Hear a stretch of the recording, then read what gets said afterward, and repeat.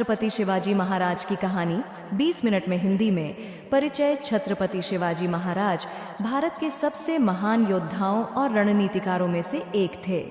वे मराठा साम्राज्य के संस्थापक थे और मुगलों, आदिल शाही, निजाम शाही और पुर्तगालियों के खिलाफ वीरता से लड़े। उनका जीवन पराक्रम, नीतियों और स्वराज्य की स्थापना का प्रतीक है। जन्म और बचपन।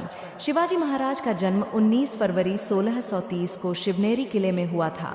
उनके पिता शाहजी भोंसले बीजापुर सल्तनत के सेनापति थे और माता जीजाबाई एक धर्मपरायण और प्रेरणादायक महिला थीं।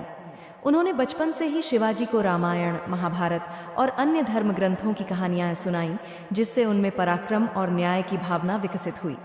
उनके गुरु दादाजी कोंडदेव ने उन्हें युद्ध कौशल और प्रशासन सिखाया। स्वराज्य की स्थापना। शिवाजी ने बचपन से ही स्वतंत्र राज्य का सपना देखा। उन्होंने छोटी छोटी सेनाएं बनाकर तोरणा, राजगढ़, कोंढाना, सिंहागढ़ और पुरंदर जैसे कई किले जीतने शुरू किए। उनकी बढ़ती ताकत को देखकर बीजापुर के सुल्तान ने उनके खिलाफ अपने सेनापति अफजल खान को भेजा। 3 अफजल खान का वध 1659। अफजल खान बहुत चालाक और शक्तिशाली था। उसने शिवाजी को धोखे से मारने की योजना बनाई और उन्हें मिलने के लिए बुलाया, लेकिन शिवाजी को उसकी मंशा पहले ही समझ आ गई थी। जब अफजल खान ने शिवाजी को गले लगाने के बहाने हमला किया, तब शिवाजी ने अपने बागनक, नख और कटार से उसका वध कर दिया। इसके बाद मराठा सेना ने बीजापुर की सेना को हराकर प्रतापगढ़ का युद्ध जीत लिया। चौथे मुगलों से संघर्ष। शिवाजी की बढ़ती ताकत को देखकर मुगल बादशाह औरंगजेब चिंतित हो गया और उसने उन्हें दबाने के लिए अपने सेनापति शाइस्ता खान को भेजा।